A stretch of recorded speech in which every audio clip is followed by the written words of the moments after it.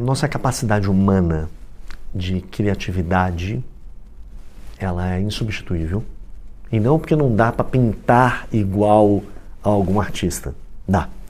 Mas ter essa capacidade de imaginar, de criar e principalmente de entender um outro humano ligado a emoções é muito mais difícil de ser sintetizado de uma forma artificial.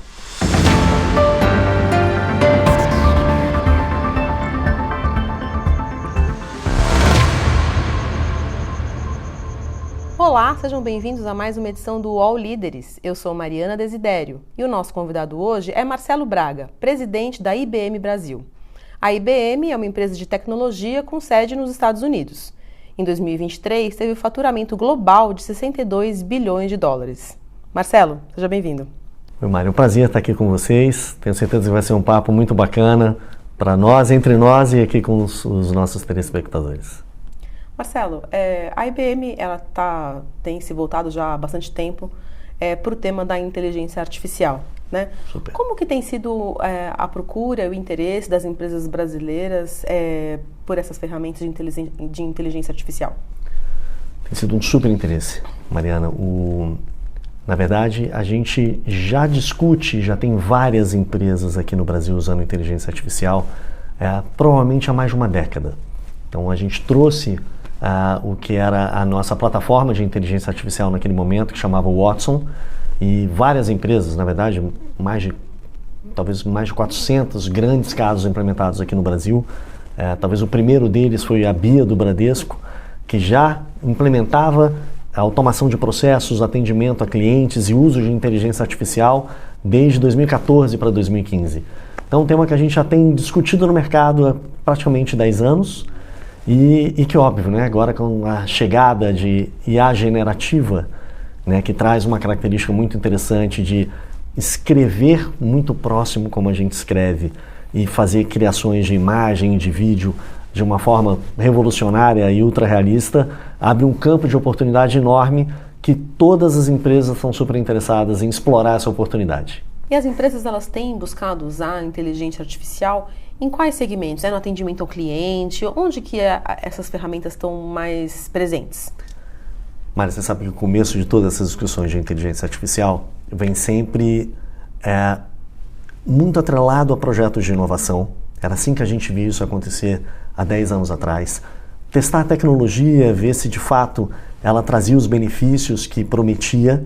E ao longo desses 10 anos a gente viu alguns casos de uso que tem muito mais facilidade de implementação, impacto no negócio, resultado, né, retorno de investimento e satisfação de clientes.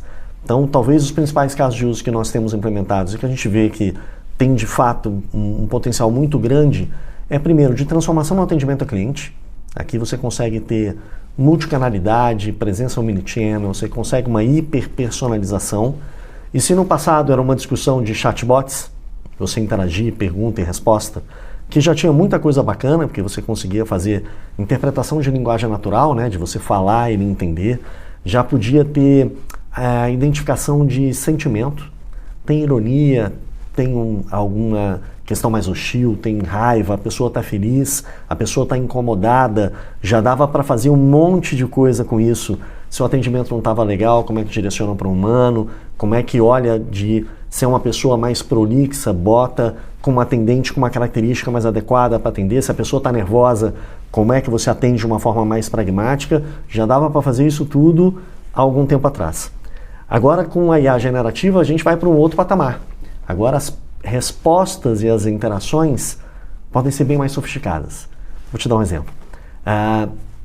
Talvez há 10 anos atrás, se você quisesse discutir com um chatbot sobre 2 tipos de produto, vamos pegar um cartão de crédito. Tem várias opções que todos os bancos ofertam para os seus clientes. Mas se você quisesse perguntar entre um cartão X e o cartão Y, você que gosta de viagem, qual é a melhor opção?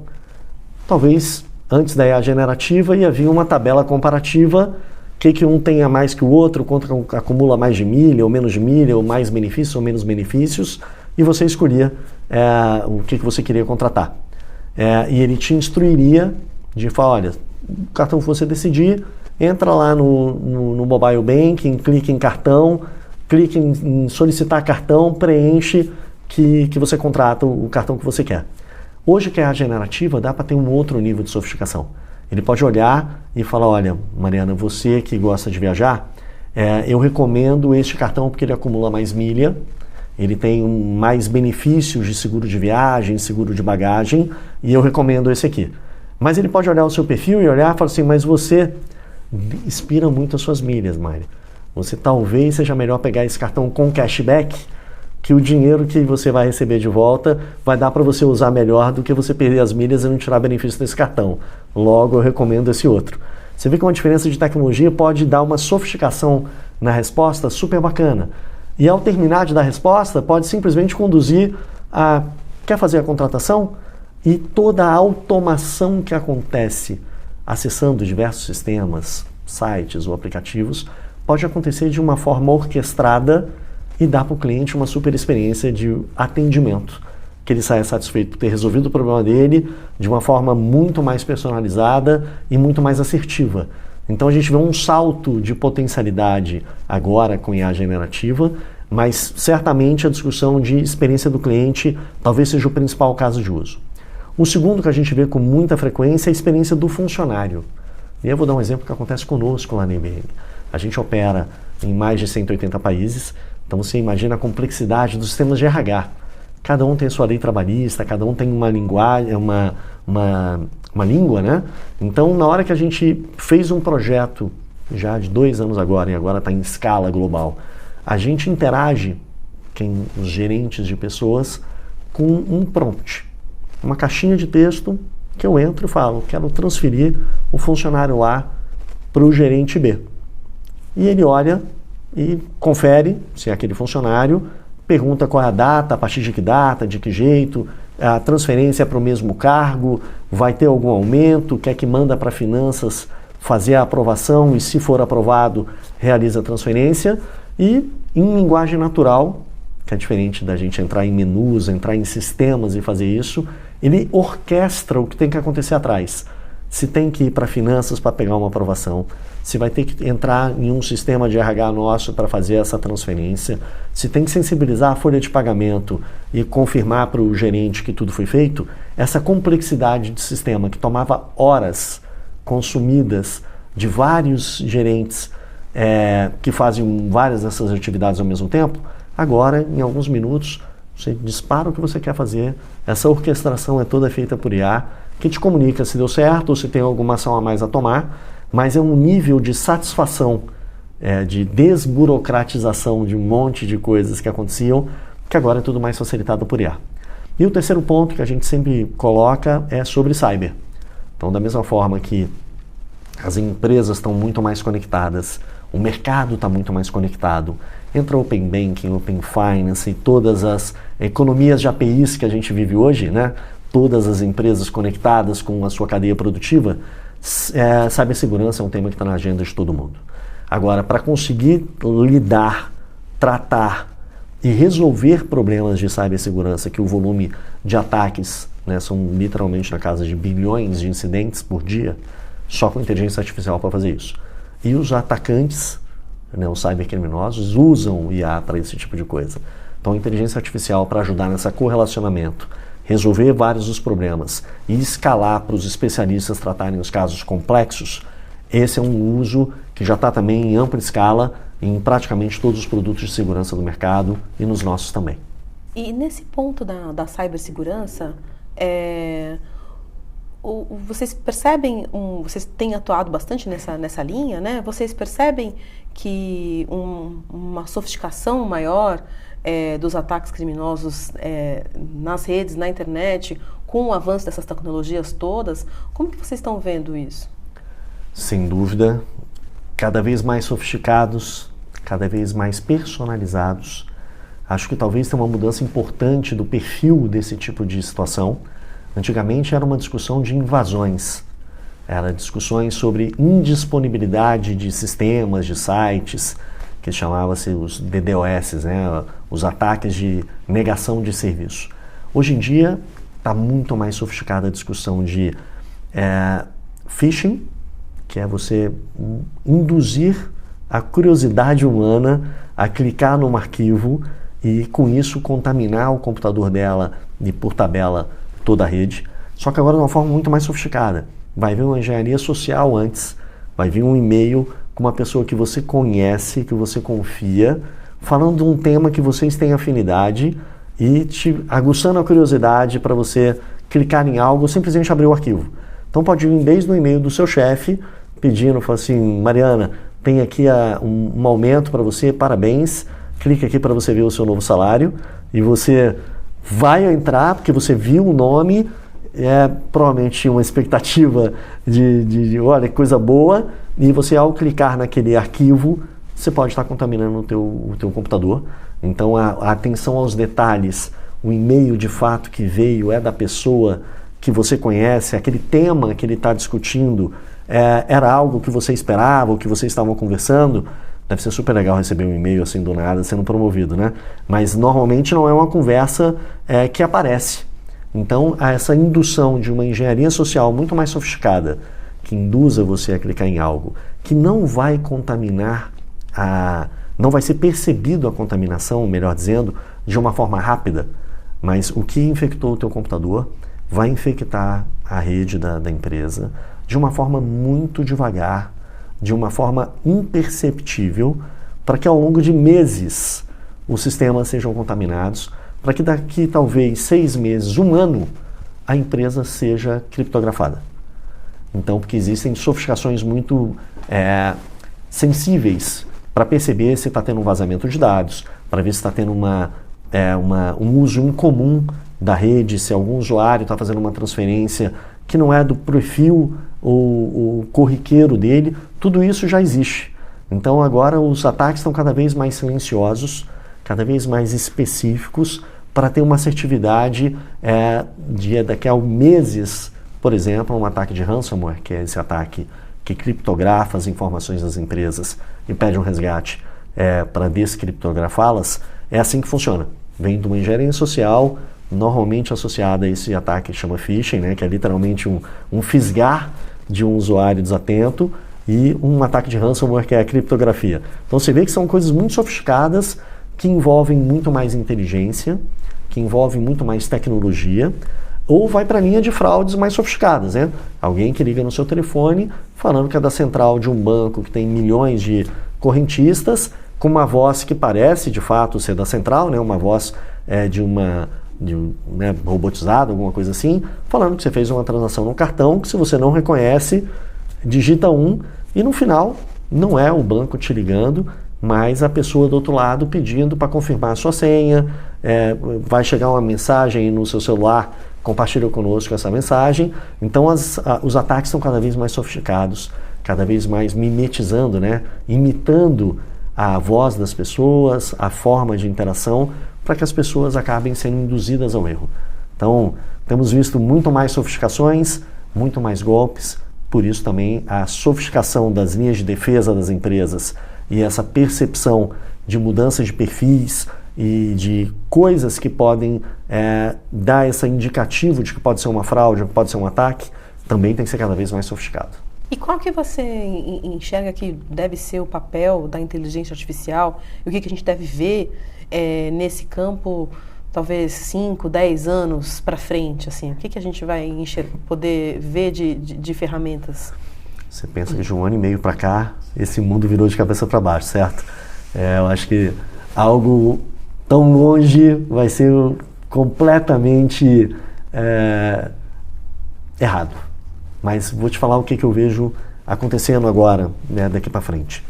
A gente vai ter cada vez mais um uso de inteligência artificial para aumentar a capacidade humana. Então, da mesma forma que você olha médicos hoje que se apoiam muito mais em exames para dar um diagnóstico, além da experiência dele de clínica, a gente vai ver todas as profissões se apoiando muito mais na inteligência artificial para realizar melhor o seu trabalho. E aí a gente tem uma inversão de estratégia corporativa que talvez se a gente tivesse tido essa conversa 5 anos atrás, a gente já está discutindo o que era a inteligência artificial. Hoje todo mundo já consome e usa de uma forma ou de outra. E a gente já está olhando o que dá para fazer a mais com a inteligência artificial. Hoje a gente vê claramente a estratégia das empresas mudando para a inteligência artificial no centro, expandindo os negócios. E não os negócios tradicionais usando um pouco mais de IA. Então, como é que um contador consegue validar as 55 normas tributárias, né? Um tributarista, sai tanta coisa nova todo dia, como é que ele pode estar updated com esse tipo de coisa? Como é que ele está atualizado com tanta coisa nova? Sem uso de IA, ele tinha que ter muito mais gente, muito mais complexidade, muito mais erro. Com IA agora você consegue ser muito mais assertiva.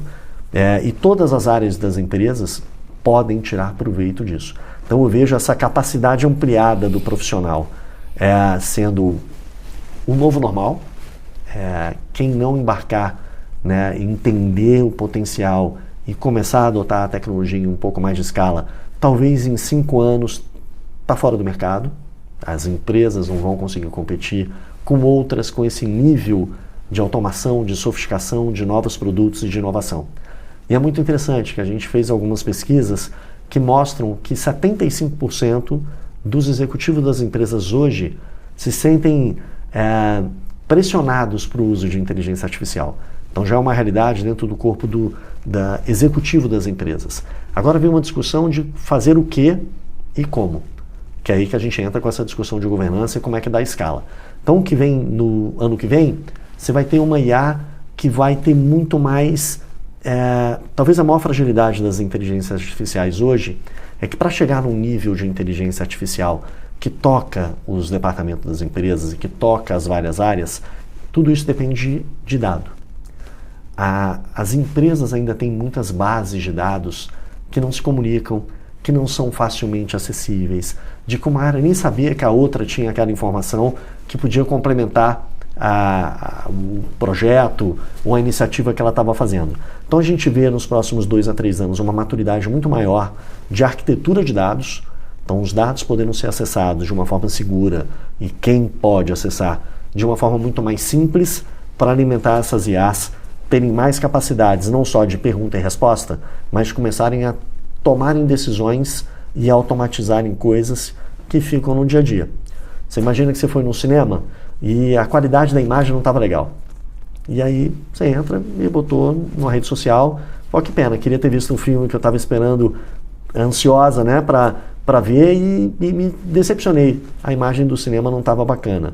E o cinema poder monitorar a rede social, saber que está falando dele, porque você marcou a rede de cinemas que você pegou, automaticamente identificar a sua insatisfação e te dar 2 ingressos e um balde de pipocas para tentar melhorar a tua experiência ou diminuir a sua frustração. Você vê que dá para entrar em escalas de entendimento e de ações automatizadas que hoje você tem que prever. Daqui a pouco, daqui a 2 ou 3 anos, essa coisa já vai estar numa outra escala de tomada de decisão, porque já aprendeu, já interagiu tanto que vai ser uma fluidez cada vez maior de automações e de interações. E quando a gente pensa em inteligência artificial, fala-se muito das funções que a tecnologia vai substituir, né, dos empregos, das pessoas que trabalham hoje com coisas que vão ser feitas pela inteligência artificial. O que, na sua visão, não consegue ser substituído pela inteligência artificial? Eu acho que a nossa capacidade humana de criatividade, ela é insubstituível. E não porque não dá para pintar igual a algum artista. Dá. Mas ter essa capacidade de imaginar, de criar e principalmente de entender um outro humano ligado a emoções é muito mais difícil de ser sintetizado de uma forma artificial. O que dá para automatizar? Tudo que é repetitivo, tudo que é simplesmente comparar e repetir, tudo que já foi analogamente, que hoje é digital, mas o que era uma era industrial, tudo que uma máquina, para produzir uma peça de um automóvel, era simplesmente baixar uma prensa, tem uma peça pronta, baixa uma prensa, tem uma peça pronta, que vem a analogia daquela esteira, né, de produção do passado, tudo que for digital, que também é simplesmente olha um e-mail, responde um e-mail de algo que veio, que você sabe o que tem que ser feito, que é comparar um arquivo para ver se as firmas e poderes de um contrato estão corretos para você conseguir aprovar um financiamento. Tudo que é olhar imagens e ver se o texto está correto e aprovar algum tipo de financiamento, algum tipo de processo, tudo isso vai ser automatizado. Agora, o que não muda? Não muda essa relação humana, não muda essa relação entre as pessoas, porque no final a gente está usando tecnologia para melhorar a nossa vida. Agora pensa, todo mundo quer ser atendido melhor, todo mundo quer perder menos tempo, todo mundo quer conveniência, todo mundo quer que o seu tempo seja melhor usado em coisas mais úteis do que perdas de tempo. Tudo isso vai ser super automatizado. Agora, na hora que a gente está discutindo relações humanas, na hora que a gente está discutindo tendências, na hora que a gente está discutindo como a gente quer discutir como grupo dentro de uma empresa, um projeto, tudo vai ser muito mais baseado em dados, mas esse papel humano e a emoção humana junto vai fazer muita diferença. Agora você imagina que vão ter dilemas super importantes no meio dessa conversa, né? Você vê que as decisões executivas de qualquer empresa têm um quê de emoção dentro. Então você vê um dado, você não está vendendo tão bem quanto você gostaria, automaticamente vem a ansiedade, uma decepção, ou qualquer que seja o sentimento dentro de um executivo para tomar ações para resolver aquele problema. Com a IA, tem dados, tem ações, mas não tem emoção.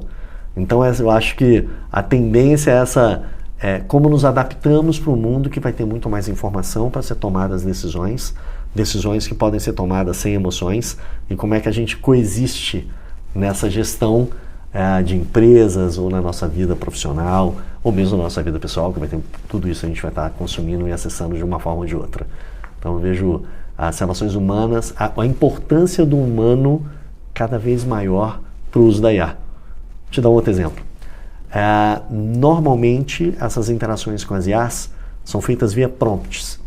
Então você entra numa caixa de texto e diz o que você quer. Se é gerar um texto, se é gerar uma lista de compras, se é gerar um vídeo, gerar uma foto, seja o que for. Ou disparar um processo de transferência de um funcionário, como eu comentei com você.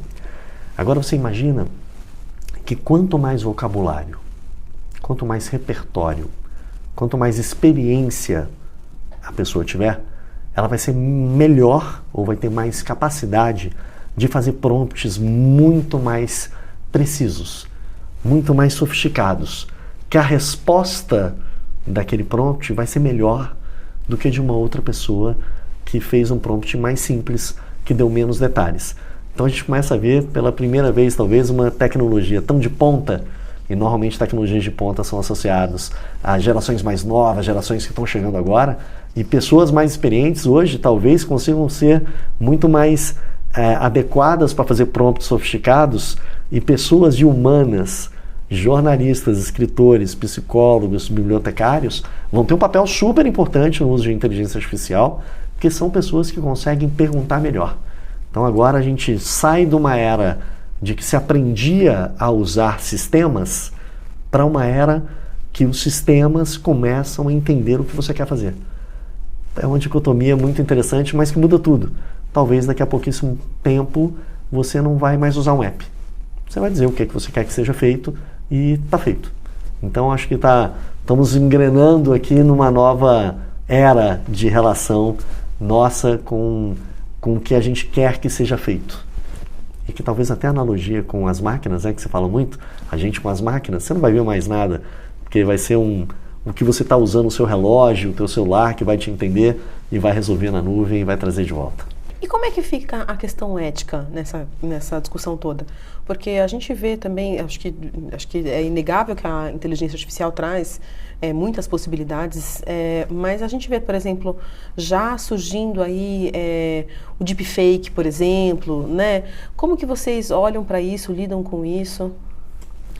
A gente tem princípios declarados muito claros de uso ético de inteligência artificial. Então a gente vê, de fato, a necessidade de haver dentro das empresas escritórios, modelos de governança sofisticados que olhem o que a sua empresa está desenvolvendo e ter esse cuidado ético do uso da IA.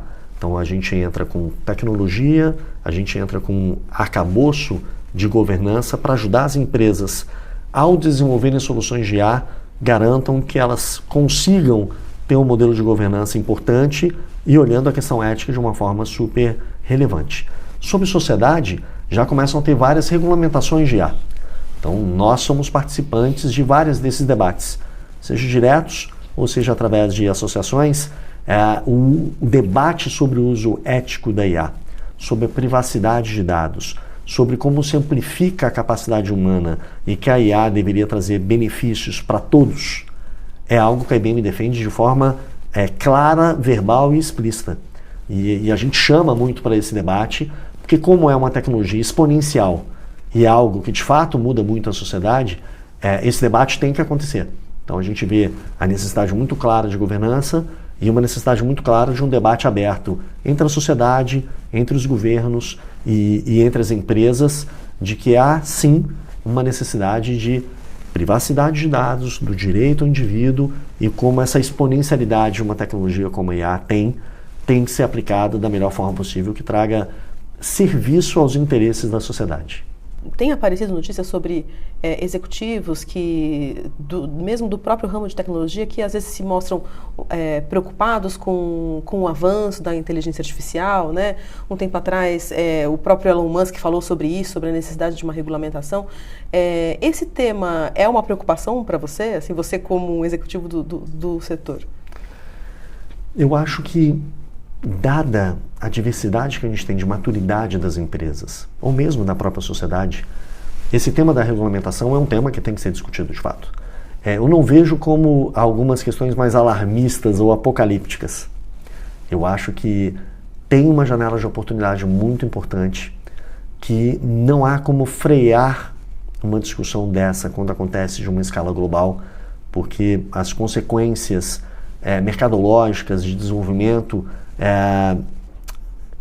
comercial e de sociedade é tão importante que se você para e fala assim, eu não vou fazer e vamos começar a discutir e vamos demorar 5 anos para fazer isso, todo mundo vai estar fazendo no mundo inteiro, a sua empresa vai estar completamente desposicionada, a produtividade lá embaixo, o seu produto super caro, a experiência que você presta para o cliente completamente desatualizada, então não acho que dá para parar e vamos discutir. Mas temos que discutir enquanto estamos fazendo. E vamos aprendendo ao longo da jornada. Como falei para você, tem 10 anos que a gente toca projetos aqui no Brasil. Deu para aprender bastante com um monte de coisa. A consciência do empresariado brasileiro tem muito dessa linha de como conter o risco, de como fazer bem feito antes de escalar de uma forma ampla.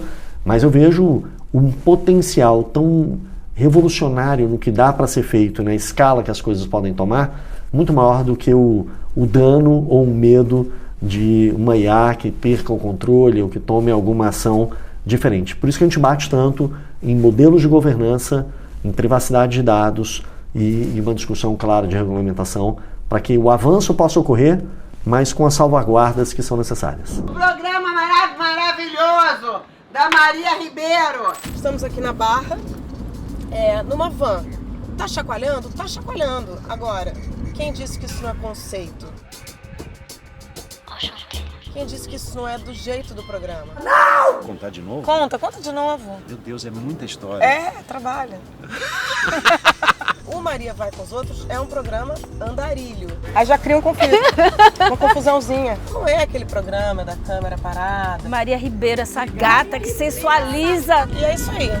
Ó a buzina, a vida é maravilhosa. O que a gente pode dizer numa entrevista que possa ser útil para as pessoas? Quantos novinhos você já Gente, pegou? Você pegou uns 2 bons. Tirou a camisa, tá, gente, para colocar o microfone. Eu não vou mentir para vocês. Eu dei uma olhada.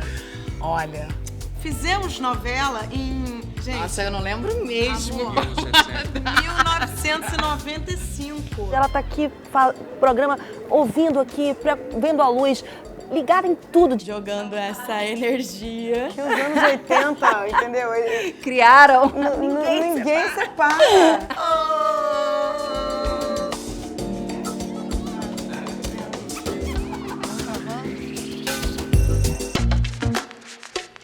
Maria Vai com os Outros, toda quinta no YouTube de Universa e também no canal UOL.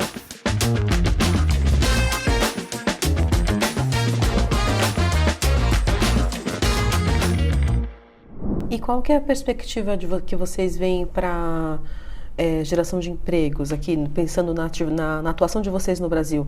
Vocês têm vagas abertas? Como que está isso? O mercado de tecnologia está explodindo.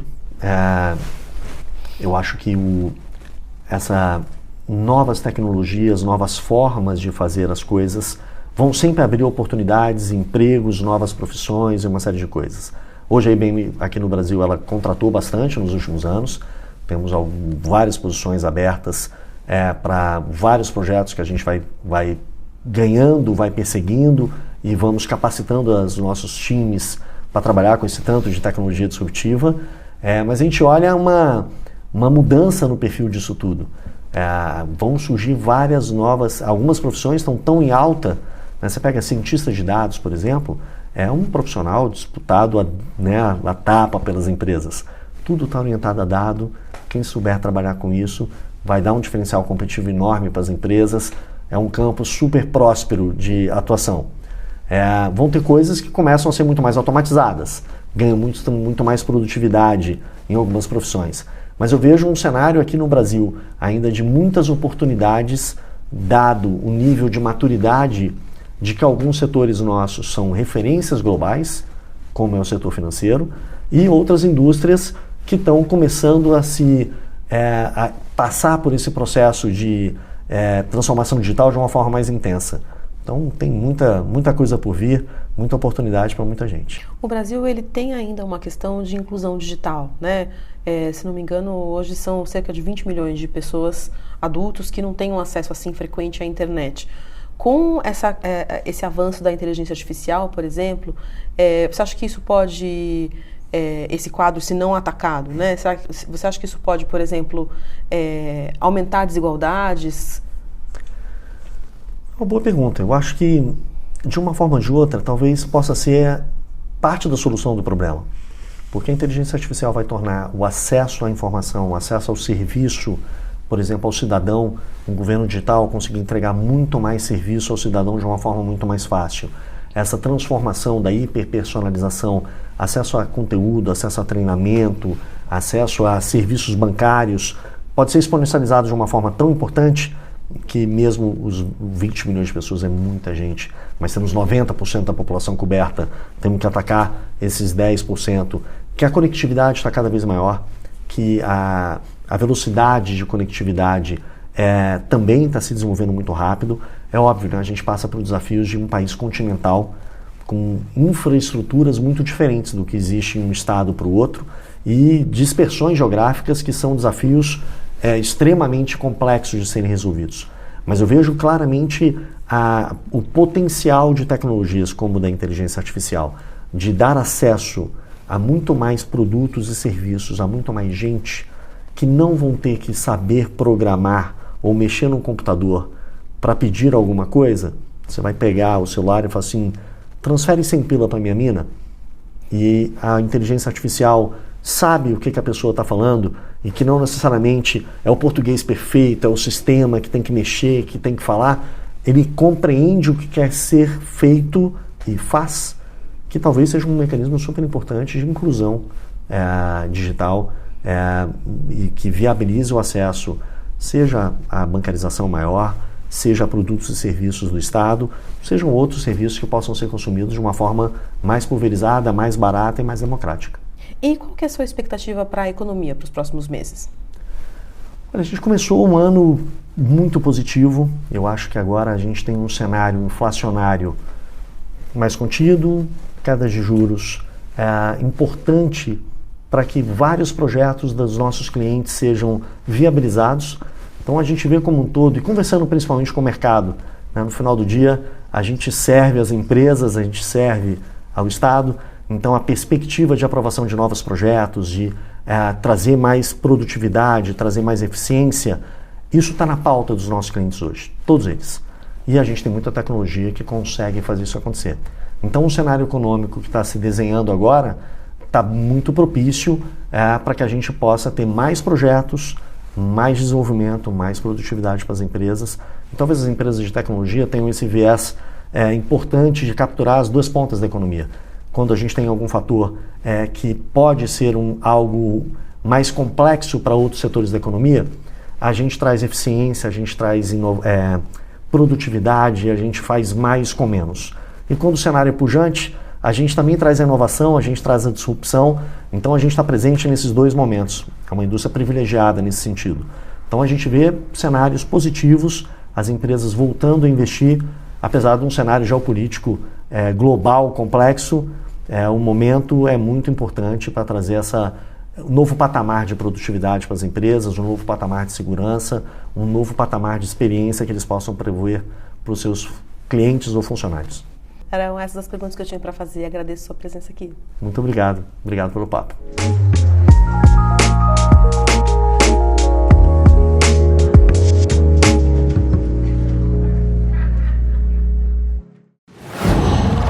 Qual?